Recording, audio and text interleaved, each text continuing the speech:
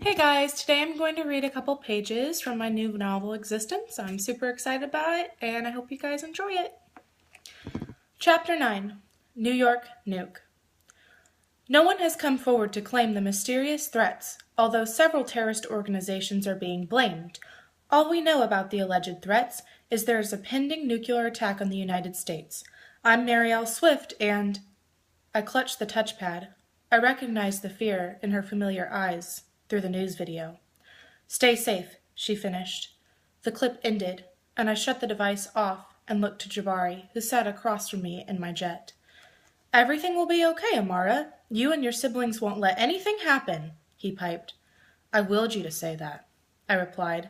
He zipped up his bulletproof vest and smirked. Yes, but I would have said it anyway. Everything will be okay. My phone buzzed. It was DeMay. I answered. The nuke will strike New York in an hour, she cried. I clicked the red button and froze. I sensed the connection and heard Aharon's telepathic voice in my head. Marielle's in New York. I shouted aloud, Calm down, Aharon. We will stop it. Don't call her. Connection cut. If Marielle heard, she'd televise the news, and there would be chaos. I willed it, and my pilot informed me. 2,000 miles. We'll be there in 53 minutes, Amara. I checked all my gear. Bulletproof vest, altitude watch, fireproof flight suit, and gloves. Aharon reconnected with me every few minutes. My touchpad played Marielle's show. Commercials, commercials, commercials. Marielle's voice. Urgent news. New York is under nuclear attack. Everyone to the havens now. Aharon's haven cities were deep underground, but they had bomb shelters near the surface that could be reached via the subway tunnels. Aharon connected with me. I'm taking control. Aniktos is here to keep people calm. Cut. I paced and counted the minutes. I crouched by the access cover, waiting to jump. DeMay called. It will hit the northern town center in 5 minutes. We are there now. Her voice was calmer, and I wondered if Hadar had arrived. She hung up. She would have told me. My heart beat violently against my rib cage. Jabari tucked in his leather jacket. What's wrong, Amara? Hadar's not there yet. We're depending on him, I said. He'll be there, Amara. Hadar's never let us down, Jabari replied. I secured my eye protection glasses and pulled my head of braids into a tight ponytail. Come on, Dari, I whispered, trying to breathe. We need you now more than ever. The jet slowed over the city, and the access cover flew off. We ran and leapt off the wing. Icy air roared past my face, biting my skin. I dipped forward, diving headfirst towards the silver world below. My altitude watch screamed at 500 feet. I extended my wings, and my innards jolted. I soared north until I recognized the town center. I dropped and whipped my head around, searching for the others. People were sprinting down the street in perfect synchronization with expressionless faces. Aharon and Aniktos stood on the railing of a deck on the 10th story of a skyscraper with hands extended. DeMay sat crisscrossed in the middle center.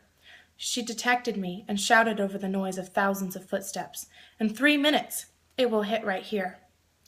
There were people strewn in the streets, bloody and unconscious, evidence of the chaos before Aharon and Aniktos took control of their minds.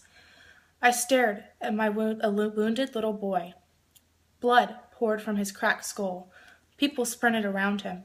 I stretched out my hand and healed his head. The boy rose to his feet and joined the stampede. I'd stationed 700 people in New York 12 hours before, when the threats were first televised. I willed them to search for the wounded and carry them to helicopters, planes, and trains. I turned my eyes to see my brother watching. 2 minutes, DeMay stated. Where is Hadar?